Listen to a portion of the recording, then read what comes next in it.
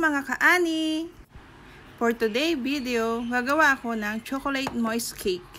First thing to do, nagsip ako ng cake flour. Cake flour yung ginamit ko. And next, baking soda, baking powder, and cocoa powder. Sabi nila kailangan isip para fine yung ating mga ingredients, mga dry ingredients.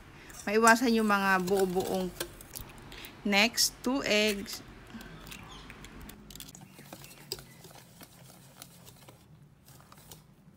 Next, ang oil. I'm using canola oil. And hot water. And mix. Palambing naman. Baka hindi ka pa nakapalo. Papalo naman. Thank you. Next, ang ating vanilla essence. Nag-add din pala ako ng suka. Hindi ko alam para saan yung suka. Nakikita ko lang din yun sa mga nagbe-bake ng chocolate moist cake. So, ginaya ko.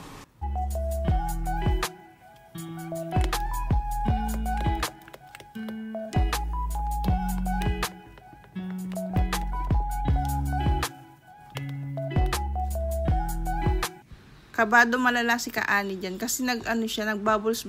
Hindi ko alam kung bakit siya nagganyan. At ayan nga, ready to bake na siya. Nakapag-preheat na rin pala ako ng oven. At ayan, naisalang ko na sa oven. Wait na lang tayo para maluto ang ating chocolate moist cake.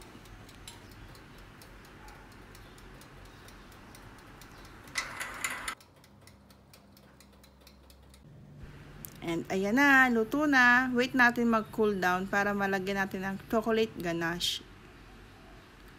At ayan nga, kinat ko siya into 2 at nilagyan ko ng sugar syrup para lalo siyang maging chocolate moist cake. Yun din ang nakikita ko dun sa YouTube. Naglalagay sila ng sugar syrup. At ayan na ang ating chocolate ganache.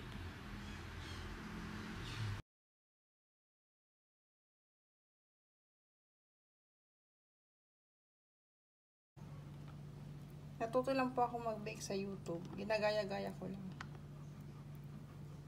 Kaya, yung mga gusto mag-bake dyan, at yung hindi pa marunong, kaya lang din kayo sa YouTube.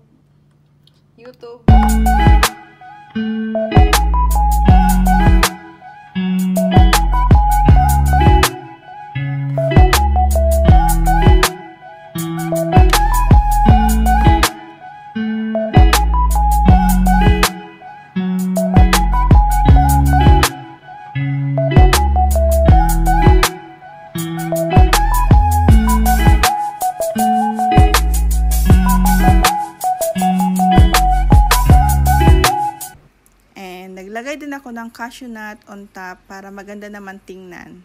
Baka sabihin nyo brownish yan ha, hindi po. Chocolate moist cake talaga siya. And it's all done. Thank you for watching. Follow for more. Bye-bye.